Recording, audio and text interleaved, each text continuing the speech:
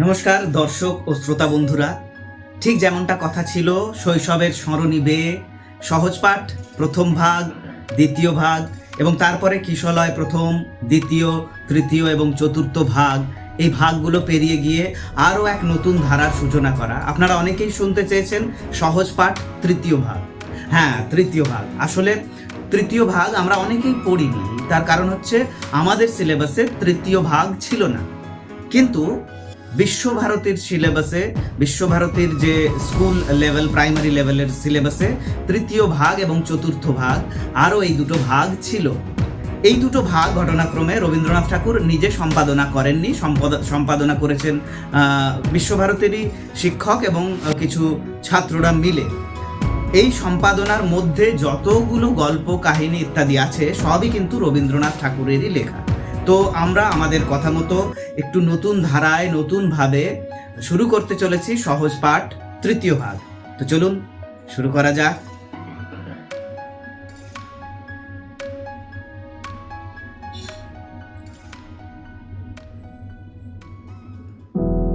সার্থক জনম আমার, জন্মেছি এই দেশে। সার্থক জনম মাগো, তোমায় ভালোবেসে। জানি নে তোর ধনরতন আছে কিনা রানীর মতন, শুধু জানি আমার অঙ্গ জুড়ায় তোমার ছায়ায় এসে। কোন বনেতে জানি নে ফুল গন্ধে এমন করে আকুল, কোন গগনে ওঠে রে চাঁদ এমন হাসি হেসে। আঁখি মেলে তোমার আলো প্রথম আমার চোখ জুড়ালো, ওই আলোতেই নয়ন রেখে মুদব নয়ন শেষে।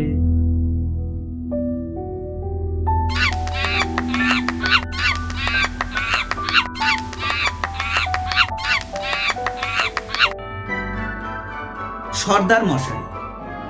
একটি ছোট্ট গ্রাম, সেখানে কয়েক ঘর লোক বাস করত। তারা দিনের বেলা যেত কাজকর্ম করতে, সন্ধ্যাবেলা ঘরে ফিরে ছেলে মেয়েদের নিয়ে গল্প শোনাতো। গ্রামের বাইরে ঘন পাতায় ভরা একটা বড় গাব গাছ ছিল।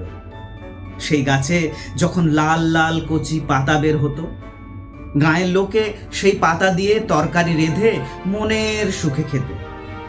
তারপর আবার যখন ফল ধরতো, তখন গাঁয়ের ছেলেদের আনন্দ আর দেখে কে। ফল পাকলেই তারা দল বেঁধে গাছের তলায় হাজির। কেউ বা উঠতো গাছে, কেউ বা থাকতো তলায়। পাকা পাকা গাব পেড়ে যত ইচ্ছে খেয়ে আবার কোঁচড় ভরে বাড়ি নিয়ে যেত।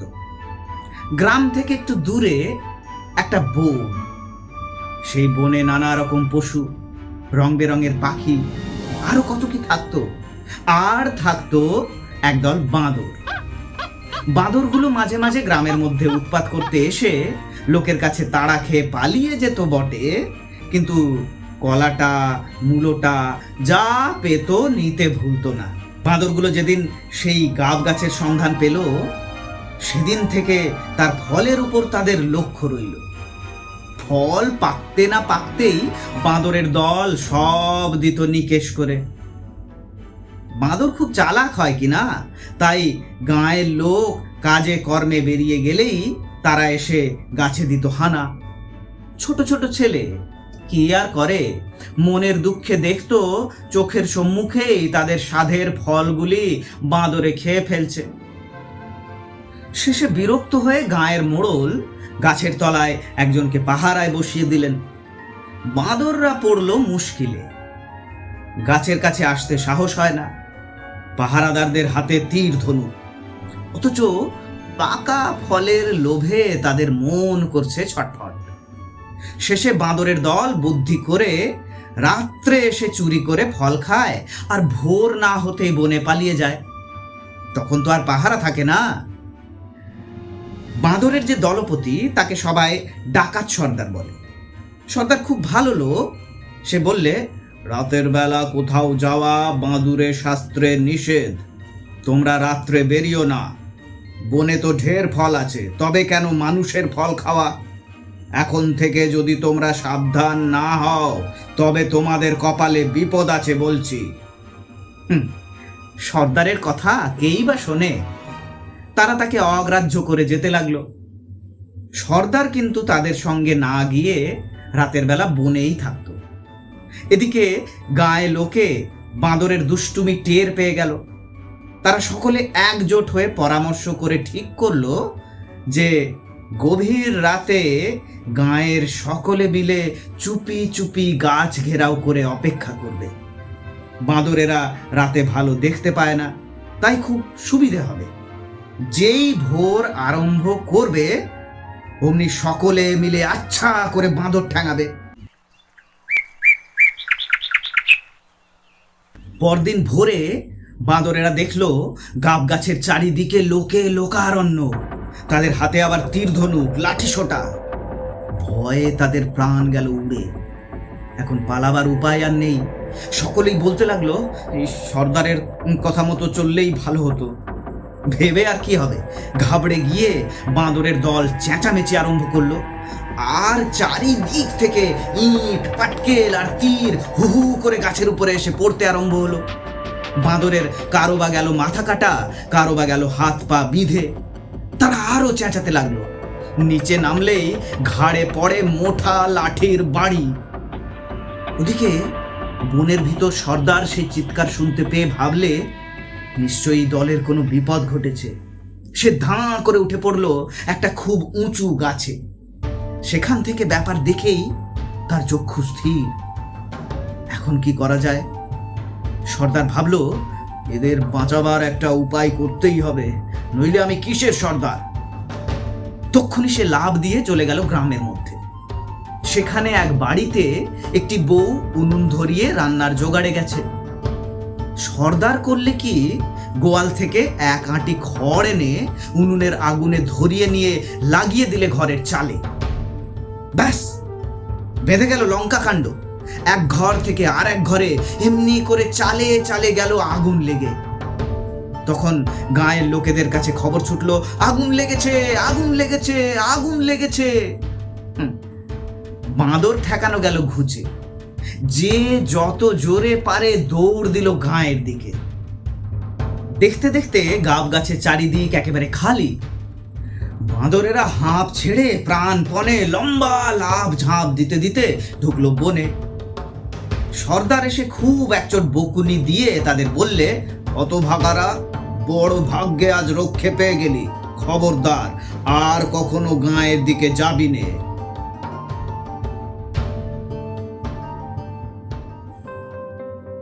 গন্ডার শিকার। খুব বড় একটা কাজ করে এলে আমরা বলি, মারি তো গন্ডার আর লুটি তো ভান্ডার। শিকারীরা জানে গন্ডার শিকার করা কেমন শক্ত কাজ। ভান্ডার লুট করবার মতোই তাতে বিপদ অনেক। গন্ডার শিকারের প্রধান বিপদ গন্ডারের গু। একবার চাপলে তার কাছে যায় সাধ্যকার। শিকারীকে দেখতে পেলে প্রথমে সে চেষ্টা করে পালাতে, কিন্তু পালাতে গিয়ে যখন সে বোঝে পালিয়ে প্রাণ বাঁচানো শক্ত, তখন সে মুখ ঘুরিয়ে শিকারীর দিকে ফিরে দাঁড়ায় সোজা হয়ে। কিছুক্ষণ থাকে তার দিকে এক দৃষ্টে তাকিয়ে, আর তারপরেই নাকের খড়গ বাগিয়ে সোজা ছুটে আসে শিকারীর দিকে। বন্দুকের গুলিতে তাকে কাবু করতে পারলে শিকারী বেঁচে যায়। যদি সে ভয় পায় বা হাতের বন্দুক যদি একবার কাঁপে, কি গুলি ছুঁড়তে যদি একটুও দেরি হয়, কিংবা গুলি যদি বেজায়গায় গিয়ে লাগে, তাহলে শিকারীর আর রক্ষা থাকে না। গন্ডার তখন শিকারীর ঘাড়ের উপর পড়ে খড়র গুঁতোয় তাকে ছিঁড়ে ফেলে। গন্ডারের গায়ে যেখানে সেখানে গুলি করলে কিছুই হয় না। তাদের গায়ের চামড়া যেমন পুরু তেমনি শক্ত। সেই চামড়ায় লেগে জোরালো বন্দুকের গুলিও ফিরে আসে। যারা ভালো শিকারী তারা গুলি করে গন্ডারের মাথায়, দু চোখের মাঝখানে অথবা তার ঘাড়ে, সেরকম জায়গায় গুলি লাগলে এক গুলিতেই গন্ডার শেষ। সিংহ, বাঘ বা বনের অন্য কোনো শত্রুর সঙ্গে লড়াই করবার জন্য গন্ডারের অস্ত্র তার খড়গ। যেমন তাতে ধার তেমনি তা শক্ত। এই খড়গ কোনো কোনো গন্ডারের থাকে দুটি করে, কারো বা থাকে একটি। ভারতীয় গন্ডারের খড়গ একটি আর আফ্রিকার গন্ডারের দুটি।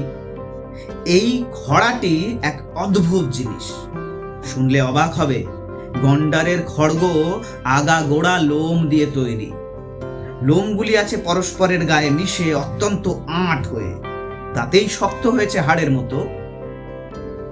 খাড়াটি কিন্তু হাড় নয়, নাকের উপর বসানো আছে আলগাভাবে।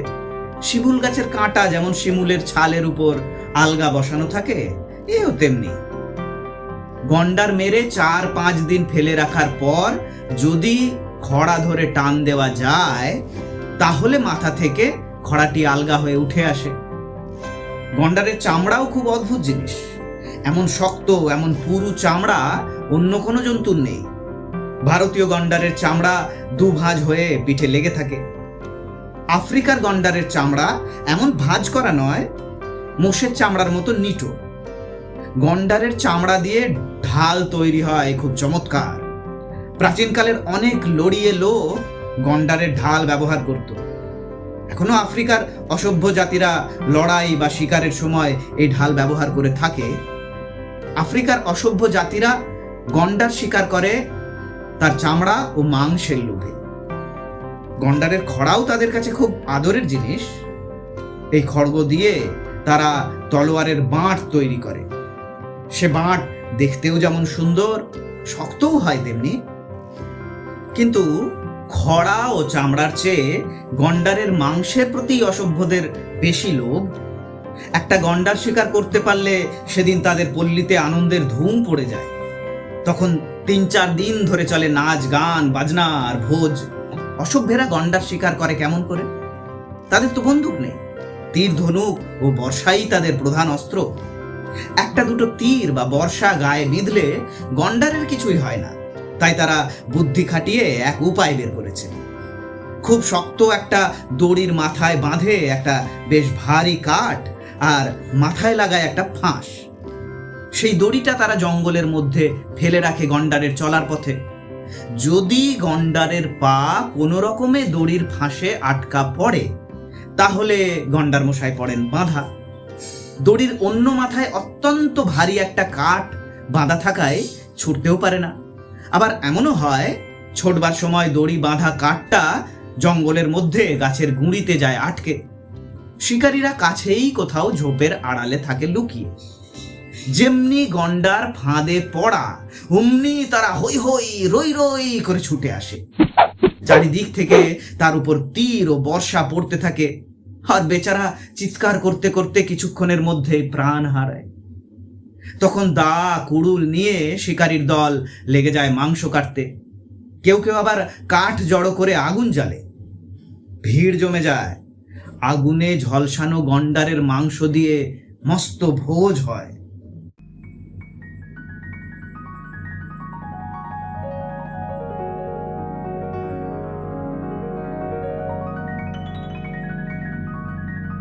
বর্বর। বর এসেছে বীরের ছাদে, বিয়ের লগ্ন 8টা। পিতল আটা লাঠি কাঁধে, গালেতে গাল পাট্টা। শালির সঙ্গে ক্রমে ক্রমে আলাপ যখন উঠল জমে, রায় বেশে নাচ নাচের ঝোঁকে, মাথায় মারলে গাঁটটা। শ্বশুর কাঁদে মেয়ের শোকে, বর হেসে কয় ঠাট্টা।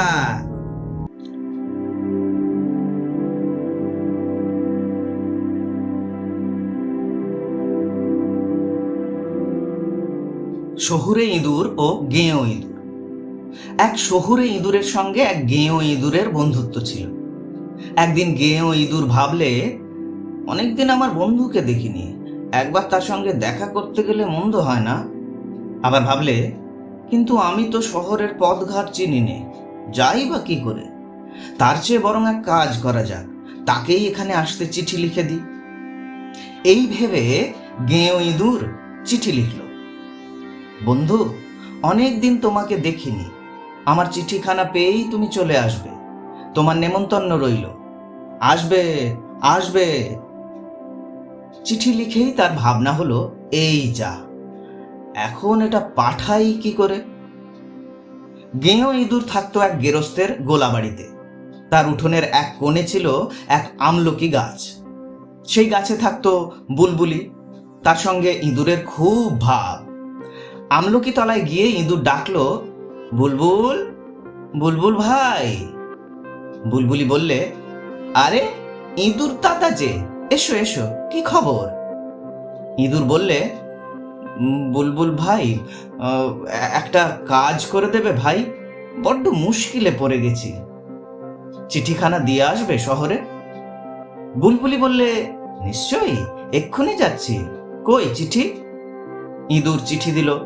বুলবুলি তা ঠোঁটে করে নিয়ে ফুরুত করে উড়ে চলে গেল।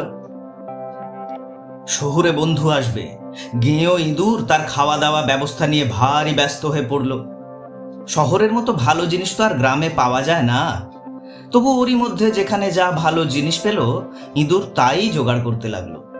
2-3 রকমের কলাই, হরেক রকমের ডাল, ভুট্টা, 2-4 টুকরো পুরনো পিঠে, কয়েকটি বাদাম, এমনি কত কি সে সারা রাত্রির ধরে জোগাড় করলো। পরদিন দুপুরবেলা বুলবুলি ফিরে এলো। ইঁদুর বলল, কি বুলবুল ভাই, খবর কি? বুলবুলি বললে, দিয়ে এলাম চিঠি, সে আজ রাত্রিরেই আসবে। ইঁদুর খুশি হয়ে আর যা যা আয়োজন বাকি ছিল তাই করতে লাগলো। রাত 8টা-9টার সময় শহুরে ইঁদুর এসে পৌঁছলো। অমনি গেঁয়ো ইঁদুর ব্যস্ত হয়ে, হে এসো এসো, কতদিন পরে তোমায় দেখলাম, বলে তাকে বসতে দিল। একখানা সুন্দর কাঁঠাল কাঠের পিঁড়ি। তারপর দুই বন্ধুতে অনেক গল্প হলো।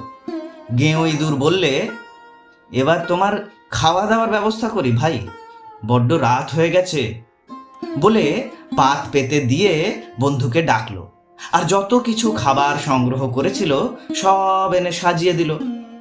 খাবারের নমুনা দেখেই তো শহুরে ইঁদুরের নাক কুঁচকে উঠল।